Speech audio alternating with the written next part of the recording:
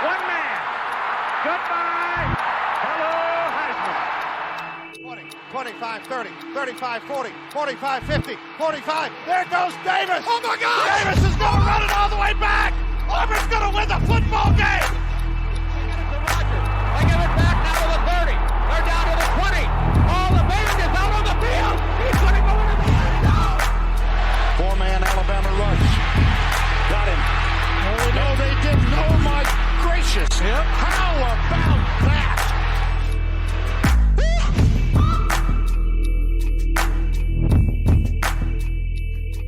Spring games are underway, and we're excited to continue covering college football here. Last week, we did offensive standouts, breakout players to watch in 2023. Today, we are doing some of our favorite defensive players that we're excited to watch breakout in 2023. All of this and so much more here on the 3 Tech Pod, a college football podcast at the intersection of the X's and O's and the Jimmies and the Joes. Mitch Mason, joined by Trey Reeves, Garrett Turney. Fellas, opening day for baseball season has come and gone. I know for all of us, we are big, diehard baseball fans. We love sitting out and watching the diamond.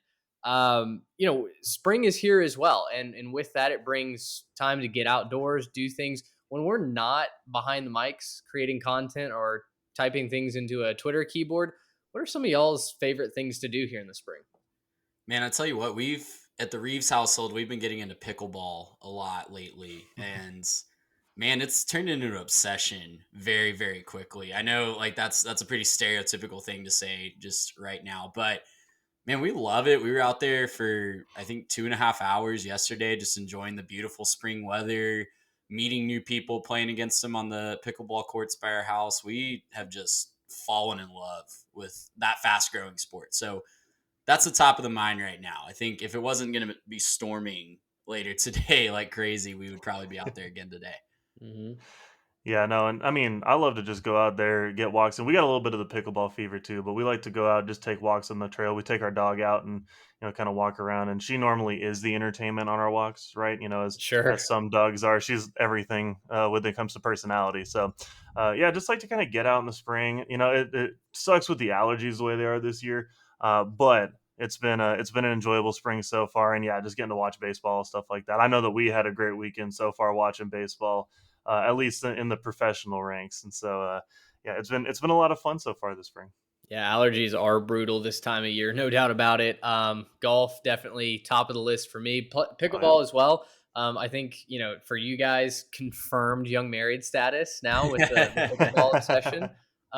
So, good to see that you guys are clearly following the path that many others have laid before you. But it's a blast getting out there and doing whatever outside. And keep it top of mind when you're out there, you probably need a hat to keep that sun out of your eyes. Gentlemen, we have partnered with University Traditions, as you well know, and as listeners of this podcast well know. You guys are ordering these hats using our code, which we'll talk about in just a second. University Traditions knows that most sports fans are looking for clothing that you can wear everywhere, but also gives a nod to your favorite team and homegrown roots. That passion and inspiration led them to create some of the best looking hats that we at the 3 Tech Pod have ever had the pleasure to wear. Listeners of our podcast can get up to a 15% discount off their entire order by using code 3Tech15. That's 3Tech15. You head on over to University Traditions website or search for them on social media. Tell them that the 3 Tech Pod sent you and grab yourself some of the best looking hats on the market. Guys, you're both wearing different colors of the College Station collection. Trey, you've got the white with the gray rope. Garrett, you're rocking the black rope hat, which I also have if you're watching us on YouTube. One of my favorites to wear, but they've also got collections across the South. They've sent us the Knoxville collection. They've sent us the Auburn collection as well. We're giving away one of the Knoxville collection hats, the black rope hat, over on our Instagram and on our Twitter at 3 Tech Pod. We're also going to be giving away a Norman, Oklahoma themed hat as well. So head on over to our social media. You'll be able to see how you can enter into those giveaways. And we legitimately love these hats. They're some of the best that we've ever gotten to wear. They look great. They feel great. And they're going to let you sport your college, your favorite colors, your team in a little bit classier of a way, a hat that you can wear truly anywhere. So head on over to University Traditions, use our code 3tech15. It'll get you 15% off your entire order. Fellas, business of the day. We did offensive breakout players last week. Some of y'all asked, is this like an exhaustive list? Is this the only 6 players that we're going to do? Absolutely not. We just needed a starting point. So we started with 6 last week. If you haven't heard that, you can head on over to our YouTube channel. You can see the full episode, or you can see each player that we selected. Garrett does a good job of breaking those up into segments. So if you want to hear about DJ Giddens, for instance, new running back at Kansas State, you can go watch his clip and see if you agree with us there. Today, we're on the other side of the ball, though, defensive side of the ball. Trey, you started last week. Garrett, let's start with you. We've each got 2 guys that we'll be breaking down today, and I'm curious to hear your first selection. Yeah, so I want to start on the line of scrimmage. I think that's where games are won typically, and we're heading to the defending national championship. Sorry, let me correct that. The back-to-back defending national champion, Georgia Bulldogs, and I'm going with Bear Alexander, the defensive tackle out there at Georgia. I want to read you a couple of his stats from the 2022 season. He did play in 12 of 15 games, but was very limited in his usage for, I think, some obvious reasons we'll talk about in a second. Had 9 total tackles, but 2 sacks with 13 quarterback hurries. And the big kind of highlight there that I wanted to highlight was he had a huge game in the national championship. He had 3 quarterback hurries, 2 tackles for loss, and a sack against TCU. That's a very good TCU offense that Georgia defense made look like it was not very good. And Bear Alexander was a big part of that. Just looking at some of the measurables, 6'5", 305. He actually dropped 40 pounds coming out of high school, going into it through the spring. So this is a very light and quick 305, or at least as light and quick as 305 can get. He was extremely highly touted coming out of high school. IMG Academy, then to Denton Ryan, won a state championship, Under Armour All-American selection, with the final 2 of Georgia and A&M. That was that big A&M class with a lot of the defensive linemen, where he ultimately decided to go with Georgia. Clearly has been a good decision for him so far. And look, obviously Georgia has been ridiculous when it comes to defense the past couple years. And the fact that Bear was able to claim any playing time on last year's defensive line was a little bit crazy to me. That defensive line, including guys like Jalen Carter, Nazir Stackhouse, that have been incredible players for Georgia and obviously moving along now. The fact that Bear was able to claim anything on that defensive line, I think, speaks to just the sheer talent coming out of high school, that a true freshman, 18-year-old kid is playing for a team that has serious championship ambitions in his first year. I thought spoke a lot to what he was not just able to do, but trusted with the coaching staff. But especially now that Jalen Carter's moving on, many expect Bear to kind of take that starting spot on the interior and can just kind of run with it, see what he can get out of this year. Look, Bear, he's got a knack for getting to the quarterback. He's got a better knack than most guys. He's really good at getting a lot of pass rush. Like I said, the 13 quarterback hurries and extremely limited action. A lot of D tackles don't even get there all year. And so the fact that he's able to kind of get there, get to the quarterback and affect the game. He's got great punchy hands, real nice feet. He kind of keeps his base real well. He's got really quick ability off the ball as well. Just about everything that you want out of a defensive tackle. And when you mix ability and opportunity together, this is where breakouts happen, right? Bear Alexander, he can do everything you want him to do. And he's not only on a sort of reloading, but a reloaded defense for the Dogs. He's in this group where they're going to go back and do it again. They're going for the three-peat, right? Trying to go out and continue to stay dominant on defense. He's, again, coached by Kirby Smart, one of the best defensive minds currently in the game. I think we'll be singing his praises all year about how he's just, terrorizing teams in the SEC East and causing problems and, breaking up passes and stuff like that. And so I'm excited to see where he can go this year in the SEC East come next fall. They call him Bear for a reason, right? I mean, a huge human. To watch him lose 40 pounds getting to Athens over his first season was nothing short of remarkable. I got to cover him a little bit in high school, and yeah, as coveted a interior defensive line prospect in the state of Texas as we've had in quite some time. And, his journey over to Athens, I think, was, a great pickup for him. He's won a national championship already. And now he truly gets to kind of be the ascendant, the heir to the throne behind Jalen Carter, right? Where now all of a sudden Georgia, sure, they're producing good edge rushers, but they're so prolific at every single position. And I think we're starting to see Georgia might be another team like Alabama who's just going to start producing just huge guys in the trenches, right? They've already started on the offensive line. Now, if they're going to continue to supplement the NFL ranks with that interior presence as well, and versatile guys too, right? Bears got the ability to rush the passer, also defend the run. That's just not a common trait for a lot of NFL three techs, nose tackles, right? You expect them to be the big beef in the middle that shuts down the run, the run lanes, that stops the A gap from opening up. We've seen Jalen Carter get to the passer and disrupt the pocket. I think Bear Alexander, is cut from a very similar cloth. Yeah, gone are the days of the guy's name is escape. Who's the guy that played for the Patriots and the Texans forever? Vince Wilfork. Vince Wilfork, Yeah. man, like Big boy. gone are those days in college football and the NFL because these guys have to be mobile. They have to be agile on that defensive line, and it creates really big mismatches in the trenches when you think about.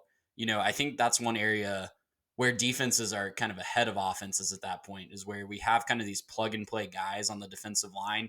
You can slide Barry Alexander out to edge for a couple special packages if you wanted to. He's quick enough to get around a guard or a tackle, but if you put him straight up on the nose, he's going to dominate a center, most centers in college football. So love that. We're seeing that more and more across college football. Georgia has just been putting on a master class of that over the last couple of years. And yeah, Barry Alexander is next in line in that throne in the Georgia Bulldog uniform. Yeah, and this is not a small person either. We're talking about him with a lot of, athleticism and ability, and he's quick and he gets the passer and stuff like that. It's easy to talk about that guy and then sort of shift your expectations that he's smaller, little undersized. But to remind, 6'5", 305. This is a big body in the middle, and absolutely will be able to plug up those rush lanes, do everything that you want. Just because he has that edge ability, we're not saying that he can't also do the run stuff too, right? He can also plug up the holes in the middle, stop the run game. He's going to be an absolute terror. I think that's the one word that I would use. He's going to be terrorizing the SEC East this next season, and probably if things are going the way Georgia plans them to go, he'll terrorize whoever comes from the West in the SEC championship game, and he'll probably terrorize some people in the playoffs as well. And he'll be yet another top 5 pick probably in 2025. Sure. Yeah, he's truly kind of the next guy that, Jalen Carter last year as a sophomore. I mean, folks were talking about him as a top 5 pick then, and he wasn't even draft eligible. It's probably unfair to put that mantle on Bear after just a freshman season, but the traits are there. The tools are there. The blueprint is there.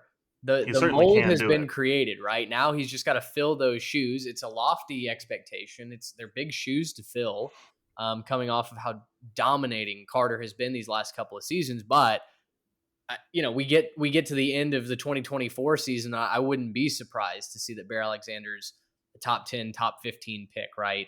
Just from what we've seen guys like Jalen Carter go out and do. So great pick there. I think Bear's got a high ceiling for sure. It's going to be a lot of fun to watch how he continues to grow and develop. His sophomore season upcoming, his junior season 2 years from now.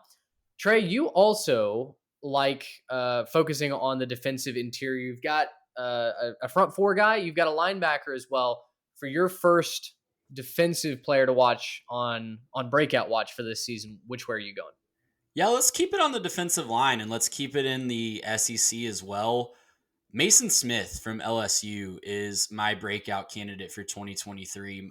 And, this is kind of cheating. I think if you could take the time machine back to last spring, you probably saw Mason Smith on a lot of breakout lists for 2022. The reason that he didn't actually get to, if you recall, he was injured. He tore his ACL celebrating a defensive play in the first game of the season, the first possession of the season, I believe, against Florida State for LSU. So he just completely lost his second year of college. But back as a freshman, he really flashed a lot of potential for LSU. He had 4 sacks, a lot of tackles for loss, 19 total tackles as a freshman interior defensive lineman. That might not sound like eye-popping numbers, but as a rotation player, as a freshman in the SEC, that's really impressive to me to total those, especially the 4 sacks and getting to the quarterback as an interior defensive lineman.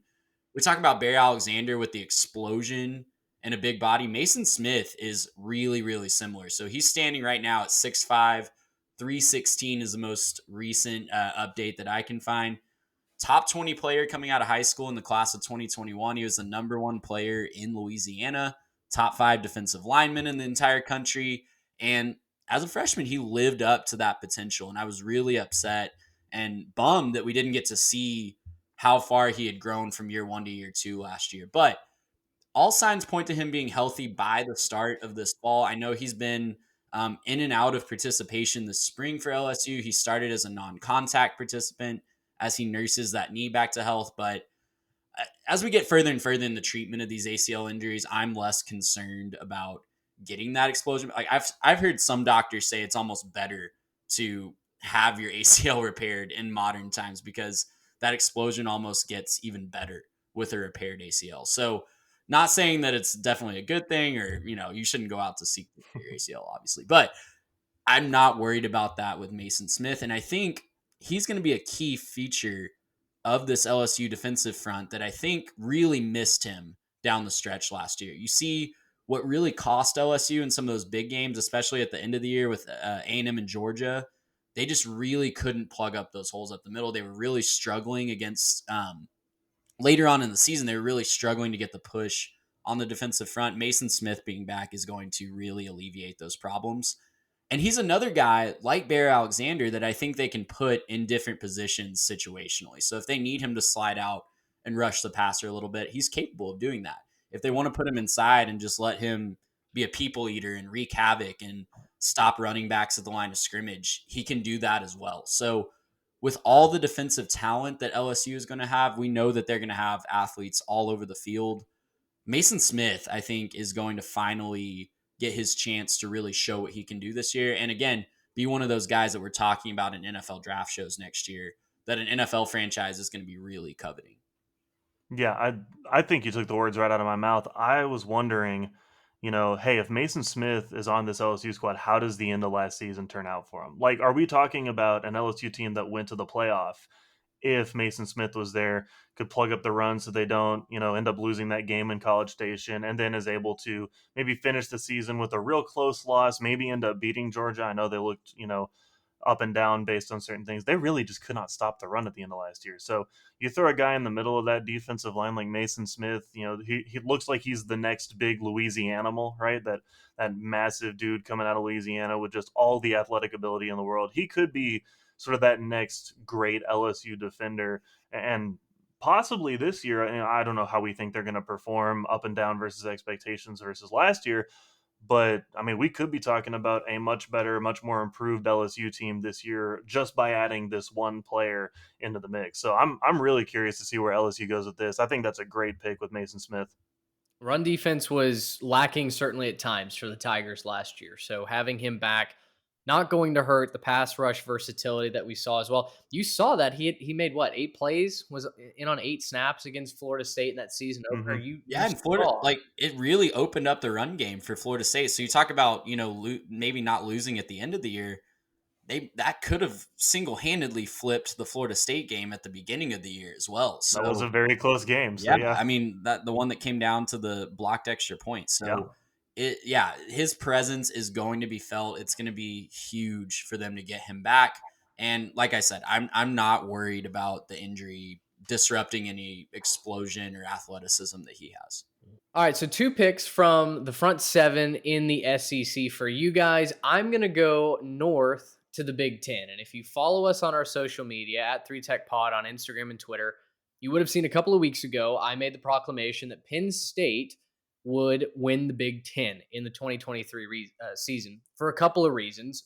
I think mainly I trust what Penn State is bringing back more so than what a team like Ohio State is. With Kyle McCord at quarterback, is he going to be the guy? Their defense was not very good last year. It got exposed a couple of times. What does that look like in year 2? And then let's be honest, it's just a little bit more fun than picking Michigan to win 3 in a row. One of the big catalysts for that is third-year cornerback Kalen King. He's just played his sophomore season, 5'11", 188 from Detroit, Michigan. Kalen played opposite Joey Porter Jr., who I have as my cornerback 2 in this year's upcoming NFL draft. You've got him going anywhere from pick 10 to pick 25, but it's pretty widely considered that Joey Porter Jr. will be a first-round NFL draft selection. Folks are saying that Kalen King could be even better, and here's why. Kalen in his first 2 years, 51 tackles.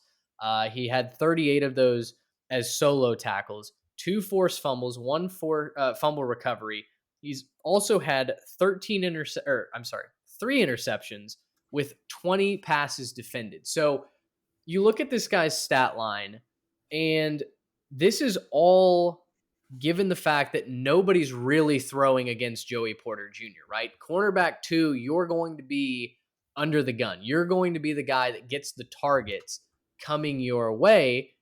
And Kalen responded with all kinds of class. In fact, he had a lower quarterback rating, or gave up a lower quarterback rating than even Joey Porter Jr. did when folks were throwing at him. Kalen getting the majority of the targets gave quarterbacks a 45.8 passer rating. So he's holding opposing quarterbacks to next to nothing. They're not being productive. This is a guy who has tremendous athleticism. You go back and you look at his tape. He's physical at the line of scrimmage. That's one of the things they said about Joey Porter. He will knock a receiver off of his route from the very get-go.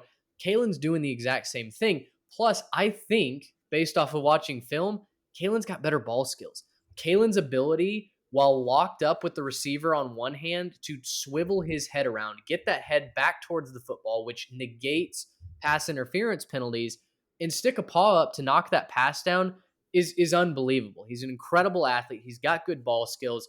His most spectacular interception was in the Rose Bowl. Sorry, Garrett. When he picked off Cam Rising, basically ran the route for the receiver, made a diving catch. He looked like the offensive player if you're, kind of watching that play with no context. So for me, Kalen now steps into cornerback 1 for the Nittany Lions.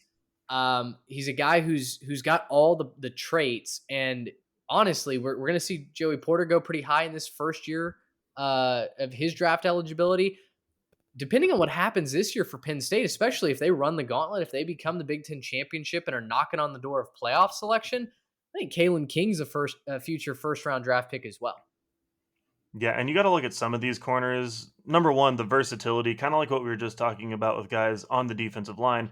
You want a guy who doesn't just cover in the defensive secondary. You want a guy who can go make a play on the edge, especially with how many screens teams will use, quick passes out like that, or just trying to get the ball to the edge with some of these quicker running backs. I'm thinking about a couple at Michigan right now. They're going to have to be really good on the edges against guys like Corum and Edwards. I'm really looking at this. I love this pick from you, Mick. I love this guy being able to be that big breakout. Number one, because like you were saying, he has proven that he can stop guys in coverage. But number two, now that Porter Jr. is moving on, he's going to be able to kind of put his guy on an island, right? He's going to be able to say, you know what? Go ahead, try to throw at me early in the game. And when you see that doesn't work, I'm going to shut down this side of the field. And I think that's the next step for a corner, not just being able to defend passes, not just being able to pick the ball off, but take away an entire portion of the field just because you're over there, right? And being able to go up against some of these big time receivers at Ohio State, some really talented ones at Michigan, and obviously there's plenty of talent across the Big Ten. Being able to go up against some of those and being able to hold your own, defend passes, and to get some really good quarterbacks as well. Being able to do that all last season, I think is going to be the scouting report going into this game. If you're an opposing offense playing Penn State, you're going to say, well, what are we going to do? Well, the first thing we're going to do is we're not going to throw at Kalen King too much. We're going to let him kind of be over there. We might scheme some stuff up and see if we can spring some stuff early, but we're going to try to find our mismatches on the other side of the field. And so I think this is a great pick. I think that this is going to be really good. And I think that you're also right about the Penn State stuff too. We talked about that a little bit, but I mean, look, Penn State, they're going to be really, really good next year. I think could be a real candidate for dark horse. not just for the conference, but for the playoff as well. I think that they could have a really special season next year. Obviously, some other things depending too, but one of those things that you don't have to wonder about is Kalen King. Yeah, and I love what you guys are both saying, that, he did this as the guy that was picked on last year. Mm-hmm. Like, if you're going to choose your poison, you're going to throw out Kalen King over Joey Porter Jr. last year, and teams paid for it. And Penn State as a whole had a really, really good pass defense. I know they're not going up against, run and gun, fun and gun offenses in the Big Ten all the time, but turning on the tape, they had a really, really solid pass defense. It's because they were able to rely on Kalen King so much. Well, and guys, he only gave up 1 touchdown the entire season as well. That's ridiculous. Yeah, putting guys on islands is cornerback too. It's such an unexpected trait, I think, for most college defenses, especially in a game that prioritizes offense, right? It's so tough to play excellent defense and be consistent. And yet King was able to do that, lined up across from one of the best corners in the entire game. Very under the radar, very unsung hero for that Penn State team. Also, just to kind of back up my hunch that Penn State might do some big things this year, very favorable schedule, right? West Virginia, Delaware, Illinois, Iowa, Northwestern, UMass is the front half of their schedule. I don't see a loss. I don't see any losses in that first half. And then their toughest road games in conference, they go to Ohio State on October 21st. And then they finish the year in East Lansing at Michigan State, which we know late season games in East Lansing, whether Michigan State is good or not, like, you better have your guard up, otherwise you're going to get upset. But they've got Michigan at home. I really like Penn State to go 11-1 this year, and then depending on what happens around them, be pushing for a conference title and a college football playoff berth as well. They're a team on the rise. If Drew Aller can be everything that folks expect him to be, you throw in a defense that's supposed to return a lot of production and be very good. I think the Nittany Lions are easily a team that is stock up heading into 2023. All right. And they probably have 2 of the best running backs in the conference as well. I know that the Michigan's got their duo and they're going to be amazing, but behind Michigan, it's probably Penn State. And there's not too many teams across the whole country that can boast a better pair of running backs. So, Garrett, we're writing Mitch Penn State darling in Sharpie, right? Like, we're just I think that's Sharpieing probably true. And let's also bring him up a bunch whenever, we're talking about Ohio State and Michigan, about how Mitch is a homer with Penn State. Because I think that's how we treat Big Ten teams on this podcast. That's Absolutely. I've got no connection to Penn State other than playing a dynasty with them one year in NCAA 14. But yeah, the writing looks to be on the wall for me. So we'll see what they can do. Good coaching staff over there. Manny Diaz, just, I know he gets run through the ringer for his woes as a head coach at Miami and that literal day that he was a head coach at Temple. But being the defensive coordinator at Penn State, he's elevated what they can do. And, they're already linebacker U, and now you're adding really key pieces in that secondary. They're going to be a lot of fun to watch. So, Garrett, let's swing back to you. You took defensive interior to start. Where are we going for your second pick today? Well, I'm going to keep it in the secondary, and I'm kind of cheating because this guy does play on both sides of the football, so he could break out on either side, but his best position is at corner. Of course, I'm talking about Travis Hunter at Colorado. So, look, when it comes to breakout guys, we're not always going to be talking about guys that you've never heard of. Travis Hunter, probably one of the biggest names that you're going to hear just across the college football world in terms of defensive prowess, in terms of expectations. He's going to have his name on a lot of different watch lists, and that includes ours too. We're going to be watching for him to break out here on this podcast as well. His 2022 season stats, he had 19 total tackles, 8 passes defended, 2 interceptions, one of which he brought back to the house. Now, I want to go ahead and preface this by saying that Colorado will not be a contender for the Pac-12 this year. I'm going to go ahead and say this. It's really we big talked of about Penn State. Right, Penn State, yes, we're thinking big things for them. I will not be backing Colorado the same way we just talked about Penn State. But I do think that they will be much improved. I don't see a 1-win team. I don't see a 2-win team. I think this team will be improved. I think this team will be competitive under Deion Sanders. I just don't see how Coach Prime doesn't come in here and turn some things around, especially with the talent that they're influx, right? There's a lot coming in. And one of those players is this Travis Hunter. So let's kind of talk about him for a second. Transferring over from Jackson State, much harder level of competition, right? Much harder level that he's going to be going up against, much tougher wide receivers in the Pac-12.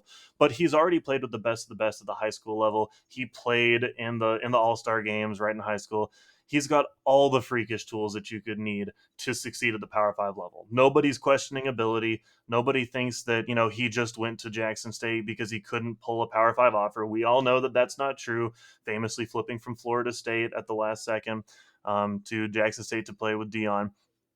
And look, he's also getting coached by Deion Sanders, probably the best corner of all time, right? It's tough to find a better corner that's ever played the game of football. Deion did it as good as anyone else, if not better than the rest. And he's going to get to see him in practice every single day. He's going to get to find those nuances, kind of pick his brain on how to do the little things right.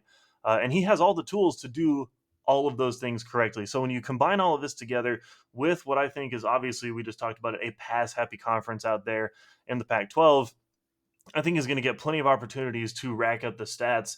And I think he could be a guy that you are very quickly saying, I don't want to pass the ball to that side of the field. He'll probably end up playing two ways at Colorado. He will probably end up playing wide receiver, although a lot of people are saying that there's a decent chance that he ends up spending most of the time at corner just because of how raw he is at the wide receiver position and how there's some of the skills that are still waiting to come along. But if he is playing two ways, if he's truly going to go two ways, he gets to see the ball from both sides of the field. And I think that's going to be an advantage to him, being able to say, okay, well, if I'm learning how to be a good wide receiver in college, I'm going to learn the ways to manipulate a defensive back. That means that he's going to get to know those tricks, know how that looks, and also be able to work that from the other side as well. I think he's going to get the most information that you can possibly get at the college level on how to be a good corner. When you pair that with his talent level, it's going to go through the roof. Now, talking about Colorado specifically, because I do think your opportunity has a lot to do with, your situation. Clearly, he's going to start. That's not a question. He's clearly cornerback one, day one, no issues there. But on that defense is going to have some problems. There's going to be some issues on that defense, specifically in the run game. But I think their cornerbacks 1 and 2, when they match Travis Hunter with Kermani McLean, the 5-star freshman, I think they're going to have a good pair of cornerbacks. And I think that that'll be a thing that a lot of teams won't want to do, is go straight after the corners. Let's pass the ball down the field. Let's attack the safeties over the top. But they're not going to try for the one-on-one stuff on the edge too much with them. I think you combine that opportunity with the fact that, that there's going to be some easier games to start the year. I know it's a little bit of a tough schedule there in the middle. I think weeks 4 and 5, they go to Autzen Stadium to play Oregon, and then they play USC at home. That's going to be a tough 4 and 5. But those first couple games, there's some real opportunities to set the tone that he is a serious player, that he can compete at the Power 5 level. And I think that he will be able to set the tone and let some of those teams know pretty early on, hey, I don't want to go play you. I don't want to throw at you. I'm going to try the other kid, Kermani McLean, or I'm going to try to go over the top. I don't think that he's gonna be the weak point on this defense, and I think he could end up making a whole lot of big plays on the defensive side for the Colorado Buffaloes. Garrett, you might have looked into this more than me. Do you think that he'll be given a lot of opportunities to return kicks too? He'll probably return kicks for them as well. I was reading, gosh, I can't remember who, but it was one of the sort of local blogs for the Colorado Buffaloes, and man, I gotta say, they were talking about him doing just about everything. Defensive coach said, I think he's quoted as saying in one of his press conferences, there's nothing this kid can't do. Obviously, from the offensive side, they have been talking about the athleticism a lot, and saying that, it's going to take learning the nuances of the position, polishing his route running and things like that to be a difference maker over there. But kick returning is definitely something that's in the cards for him. I would expect him to probably return some kicks, especially if his role on the offense diminishes through the year. I think the more that he plays on offense, the more he's kind of an every down wide receiver. And then when they get off the field, he has to turn right back around and be an every down corner. I could see them giving him some plays off there. But if he doesn't play that much as a receiver, I think he'll return kicks for sure. Yeah, I don't see how on earth he's going to be able to be a full-time two-way guy at the Power 5 level. I mean, let's be honest. He's going to get run ragged, because if he is out there a lot at wide receiver, then as the offensive coordinator, I am targeting him, especially in the second half, right? Sure. Hey, run that 9 route. Let's see what Travis can do to keep up. But, he's driving a Ferrari out in the streets, but I don't think he can, run with the horses that will have fresh legs in the second half. So they're going to have to be very careful with how they manage that talent. The other flip side of that coin, I wonder how much people pick on Cormani McClain, because as we've seen, cornerback is such a hit or miss position, right? Like, Mm-hmm. even you can have a super talented kid out there, but if it's not his day, if you found something in his technique and the footwork, if you're getting, if you're getting that first step on him and he's having to tug, you can tell the official, hey, here's exactly what we're going to do. And you see coaches do that all the time, right? Hey, seven's been tugging on the 9 route. We're about to run a 9 route. Watch for that tug. Mm-hmm. And then you start getting flags. So I'm curious to see what that dynamic is. Two uber talented cornerbacks, but also two very young cornerbacks. Travis Hunter has a skin on the wall from that first year at Jackson State where he was all world.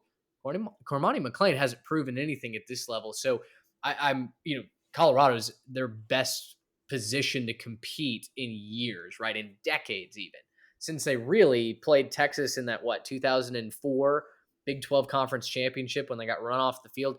We really haven't heard from them since then. They're on the road to becoming something in the Pac-12 South. What does year one look like? I'm so fascinated to watch. Yeah. Right. Well, and the big thing there is I don't think that they're going to be without their flaws. Obviously young, obviously Right. talented, but I just think there's so many other issues with Colorado's defense right now that I don't think that I don't know why an offensive coordinator would come into the game and say, "Hey, let's go test the 5-star corner," and we can say, "Hey, they can't stop the run They can't. with 8 men in Yeah. the box." Yeah, right? that's a great If point. they load up the box, we're still going to run the ball. So I don't know why you wouldn't come in as a run first, maybe hit some deep shots to keep them honest, but let's score some points, get a lead, and get out of Colorado, right? I don't think there's a whole lot there, and also playing at altitude, a lot of teams aren't going to want to run that kind of offense either. So when they're playing at Colorado, it might be just hey, let's keep it right in front of us, run the ball. We know they can't stop it, and let's get out of here without making too many mistakes. Mm-hmm.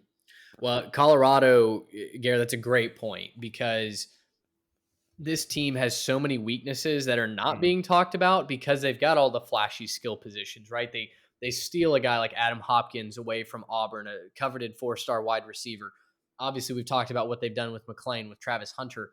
Shedeur Sanders comes in, is somehow one of the top 5 favorites for the Heisman. That doesn't make a ton of sense to me. Nope. What folks are ignoring, whether willfully or not, because they want to get headlines and get you to click, Colorado's got zero trench presence, offensive or defensive line. They've done nothing in the recruiting space. They brought in some transfers, but you look at some of these guys and there's kind of a reason why they're transferring out of their old school. So I just don't feel good enough about Colorado's trench presence to, one, support a Heisman campaign for Shedeur Sanders, two, to give those talented cornerbacks kind of that pass rush that they're going to need to survive on a play in, play out basis. So because of that, I think there are going to be some struggles, but we're going to get to see Travis Hunter shine and really be put to the test this year. All right, I'm going to put y'all on the spot. Current FanDuel line, not a sponsor, could be. Over under 4.5 for Colorado. Without having their schedule in front of me. So I have the schedule pulled up. They start the year at TCU, which is turning over a lot of talent. I know that they just went to national championship game. They're turning over a lot of talent. Then they play Nebraska in Colorado, Colorado State, at Oregon, USC, at Arizona State, Stanford before their bye week. They do UCLA, Oregon State, Arizona, Washington State, and then Utah. I'm inclined to go under, but I think I think 4 is probably my number, because I do think that there are some wins to be had at the beginning of that schedule. I'm looking at TCU as well. I don't know that TCU bounces back as much as they did last year. They have so many pieces that they're losing that were so pivotal to that team. I just don't know how you could perform at that same level. And, first game, maybe overlooking it, a little rusty. You never know how things work out. Nebraska is certainly not a definite loss for me. I think that they could go beat Nebraska. We know Matt Rule likes to tear it down and, not have a very good team year one. So it could be a not very competitive Nebraska. And then you got Colorado State, who I think they can beat. So 2-1, 3-0 could be possible going into a couple games that they're going to lose, but then you just got to find a couple more. I think 4 is probably the number for me, but 5 is on the table. I think. I don't think they're making a bowl game though. If that's what anyone would suggest. Yeah, I'm gonna go under as well. I just to have a one season. They won one game last year, right? And they got lucky in that one game. So They did. That's a 4-game jump is gargantuan for any team. Mm-hmm. I don't know that I love predicting with so much unpredictability on that roster. I don't know that I like predicting upset after upset. So I'll take the under. And I think we would all love to watch Colorado go and be really, really successful, just because that would be a lot of fun to watch it, mix it up in the Pac-12, kind of like how last year's TCU team came out of nowhere, right? I'm not suggesting national championship, but I think it would be a lot of fun for Colorado to come out and be competitive. Like if we're looking up at an 8-win Colorado team next year, I think we're talking about a really, really fun college football season. Yeah, I can agree with that. I can get on board with that. Trey, head on over to your second pick for the day. You went interior. Are we staying there? Are we going secondary? Where are we? We're keeping it in the front 7, but we're going to move back a level, and I'm going with linebacker, true freshman linebacker, Anthony Hill of the Texas Longhorns. And guys, how long has it been? How long have the fans in Austin been waiting for just a true linebacker superstar? It feels like a decade. It's been a while. It feels like a decade since they've had a true backbreaker. I know they had Malik Jefferson. I know they've had a few other guys over the years that have flashed and were certainly heralded coming into college. But guys, Anthony Hill is the real deal, and I think he's going to live up to the hype in Austin in a way that some guys just haven't over the past decade plus. So, Mitch, I know you and I got our first taste of Anthony Hill in person at AT&T Stadium when he was a sophomore, watching him just wreck shop in a state championship game. Ever since then, man, I've just been counting down the days till we get to see him in a college football uniform. Obviously, I'm biased. I'm a little upset that, we're not seeing him in College Station, but in Austin, he is going to be, from a neutral perspective, just fantastic to watch in this long defense. And I think he's going to solve a lot of problems and inconsistency that we've seen in Austin over the past few years. I think he's going to be a plug and play guy from year one.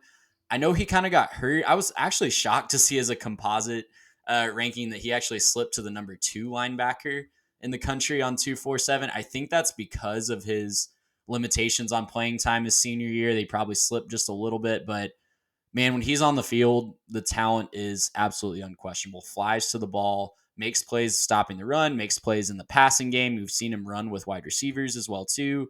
He attacks the quarterback behind the line of scrimmage with 8 sacks his junior year in 14 games. So can't say enough good things about just the actual talent on the field, because I know that hasn't necessarily translated to talent in Austin, but if you're a Longhorn fan and you're kind of been burned over the past decade plus of these defensive guys coming in and just not performing up to expectations, rest easy with this one, because I'm here to tell you that you got a good one. You have a guy that has all the tools to be an elite linebacking prospect, and he's finally going to be the one that you've waited for. And we're going to see it early on, I think, in his freshman career.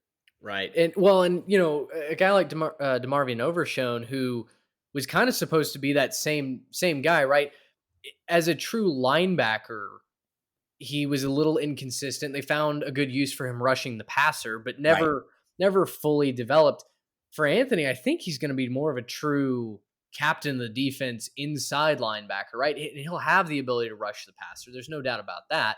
But he's going to be a stalwart in that front 7 for Texas that has continued to invest since Sarkisian got there in the trenches, in the beef up the middle. And that's just where Tom Herman kind of refused to invest, right? I mean, he was all sizzle, no steak. Sarkisian has gone the other way where, there's a reason that fajita platter is sizzling, right? And it's quality all throughout this roster that Texas has put together. Calling, Anthony Hill in a state semifinal game against Highland Park where they didn't know what to do against him, right? I mean, Highland Park just had no answer, whether he was rushing the passer, whether he was coming off the edge to knock down a running back before he could get up the field. this kid can do it all. And he's been one of the top linebackers in the country since his freshman year. So the Longhorns get an absolute gem. Now it's truly on them to make sure they can develop him, that he stays healthy, and that he is a game changer. But, there's nothing that you look and go, yeah, but with Anthony Hill, he's the real deal. Yeah, and the big thing about it too is he gets a year to not play in the SEC, to kind of just develop while he's a little bit, I wouldn't say undersized, but obviously there's a difference between 18 and 19-year-olds.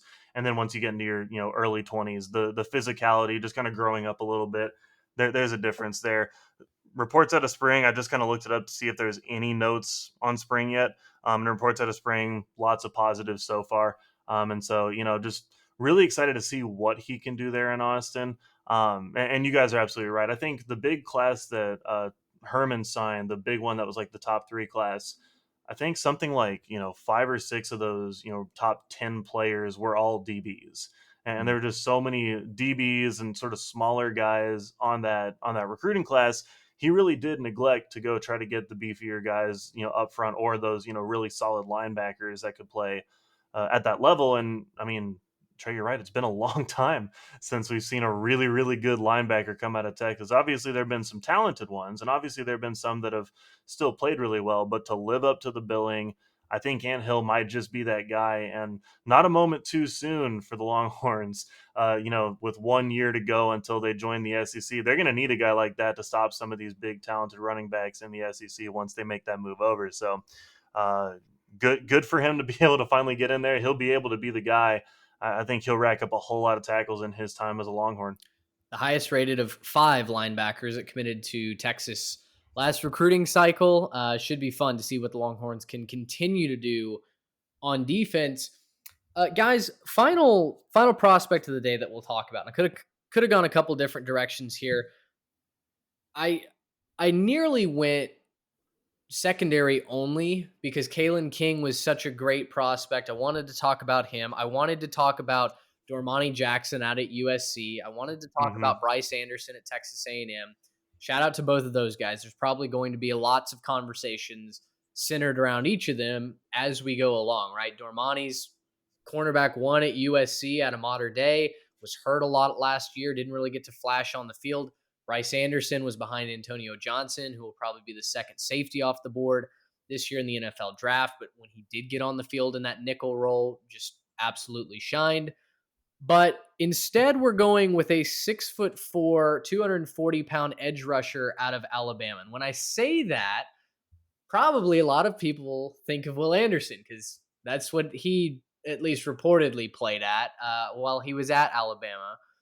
But no, we're talking about Dallas Turner, who really could be maybe the less flashy version of Will Anderson. Listen, Anderson was a freak. He exploded onto the scene with that tremendous sophomore season where really he should have won the Heisman, right? In a very similar way, Dallas Turner, as a freshman in his first season, 8.5 sacks, 30 total tackles. He had a fumble recovery in just a handful of games. This kid was so dominant in that first year that he played. Now, last year, a little bit of a sophomore slump, if you will. 37 total tackles, just 4 sacks. But this year, he gets to be edge 1 for Alabama. And there's a lot of people that are predicting that Dallas Turner is kind of the next great thing to come out of Alabama. I mean, shocker to hear that Nick Saban is just a pipeline to the NFL. He does it at all the positions, including edge rusher. And when you look at Dallas Turner, he's a light 240 in that he's extremely athletic. He's got decent bend, but he's also able to go right through you. I think a lot of people said that Will Anderson was more the finesse player, but when you turn on his tape, he shows plenty of power too. Dallas Turner brings that power as kind of that attribute 1, that first thing that he's going to punch you in the mouth with. He's excellent in the run defense. He's very good at getting to the quarterback. And, there's, again, like what I was saying with some of the other guys that we've talked about, Bear Alexander at Georgia, there's a template now for how you build these guys, right? When you step on to that campus and you get to be the next X at that position, you can see the guys that have gone before you. You can see you've trained, you've worked out with the Will Andersons who've showed you what it takes to be the best edge rusher in college football. You've kind of printed a carbon copy of him, maybe a little bit bigger version of him in Dallas Turner. I know Will Anderson weighed in at I think 253 at the combine. That's a lot of that is maybe some extra muscle that he's put on, training down at Exos or whatever it is in Florida.